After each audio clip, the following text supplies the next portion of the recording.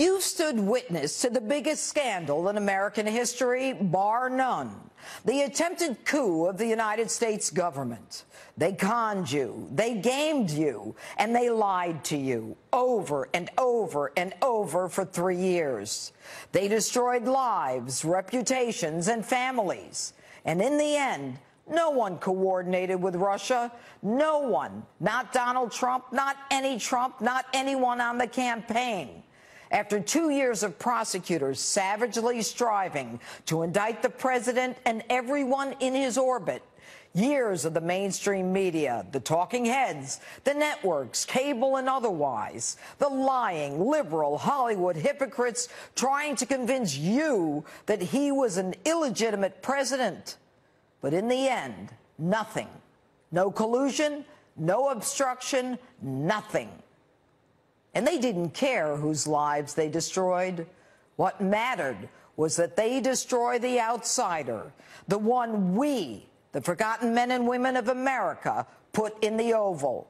The outsider that convinced us that status quo was a choice and that he could do better. They chipped away with unending zeal, desperate for any connection, threatening families and witnesses and individual civil liberties to obtain their corrupt goal of removing the President of the United States. All the while, in spite of it, President Trump worked tirelessly to better our lives, our economy, and the security of this great nation.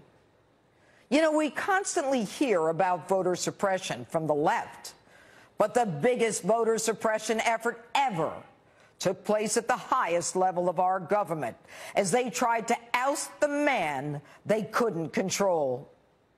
And when you think about a coup, you think of the military. But here, the effort to discredit this president was by law enforcement manipulation, the intelligence community, and the law enforcement community, the DOJ and the FBI. And the snake at the head, CIA Director John Brennan.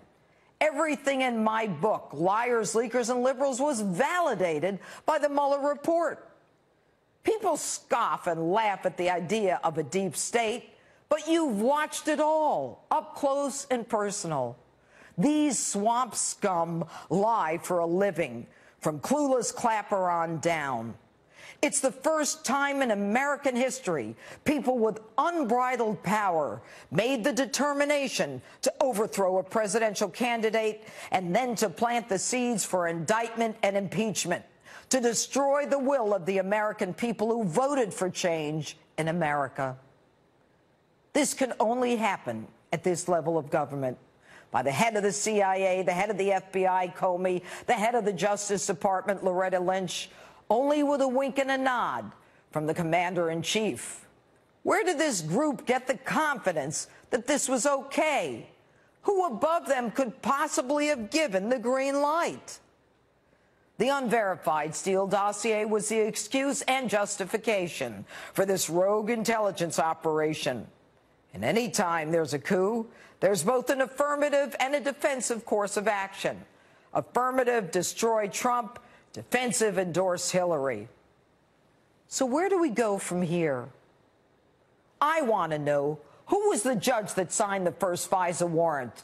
And the second judge who signed the re-upping of the warrant? And the evidence that backed up the extension of that warrant? Who signed the second extension? And what additional evidence was provided to that judge? And why haven't we heard the FISA court being investigated? Why is there even a FISA court to begin with?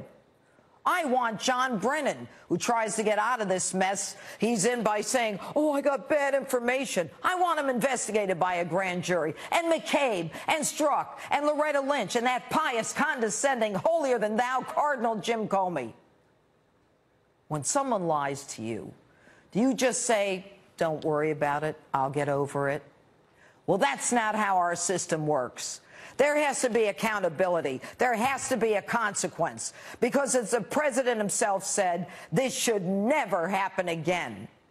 And I can guarantee you it will happen again, unless we make an example of the traitorous, treasonous group that accused Donald Trump of being an agent of the Russian government. And as they spewed their hate, I want to know who did the unmasking, who did the leaking. And if we don't have a consequence, if people at the highest level of government are not held responsible for this, it is a blueprint for a future effort to overthrow the government. Don't be satisfied with the Mueller report. This is bound to happen again because these arrogant, lying, condescending, leaking haters of you and me and the America that doesn't have power are going to do it again unless we stop them. And the only way to stop them is with justice, true justice. And that's behind the bars justice.